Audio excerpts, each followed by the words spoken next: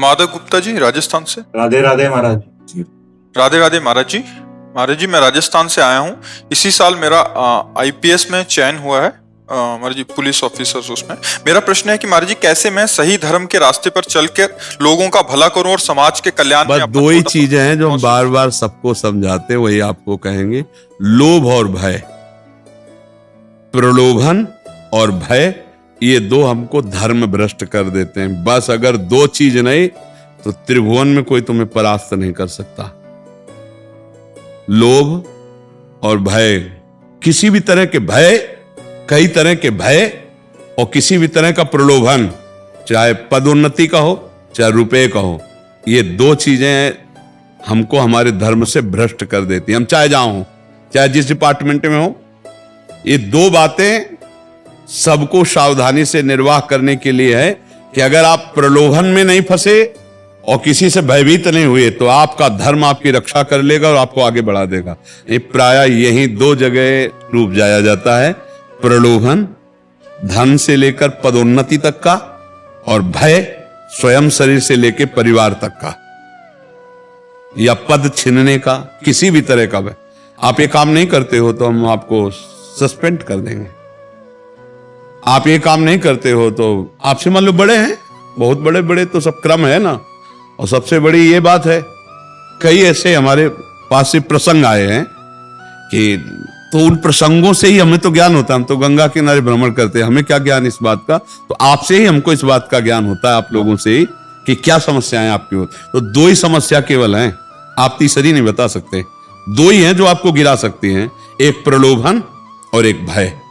प्रलोभन कभी करना नहीं और भयभीत कभी होना नहीं। नाम जप करना और भगवान के भरोसे में रखना, तो हर विपत्ति संपत्ति बढ़ाने वाली बन जाएगी। हर भय तुम्हें ऊंचा उठा देगा, और अगर टूट गए तो बिखर गए। फिर क्या है? फिर तो क्या है, बड़ा बढ़िया पद मिला है, अभी खूब बड़ा धन एकत्रित करो, रुपया पैसा गाड़ी घोड़ा, और इसके बाद मन अशांत हो जाएगा। क्योंकि जिसके लिए तुम्हारा जन्म हुआ वो कर नहीं पाए ना, धर्म, राष्ट्र सेवा, भगवत सेवा। तो धन से थोड़ी शांति मिलती है, धन से शांति नहीं मिलती। हमने सुनाया है, उसमें सत्संग में बताया, सत्संग में थे कोई इसमें से सुनाया था ना।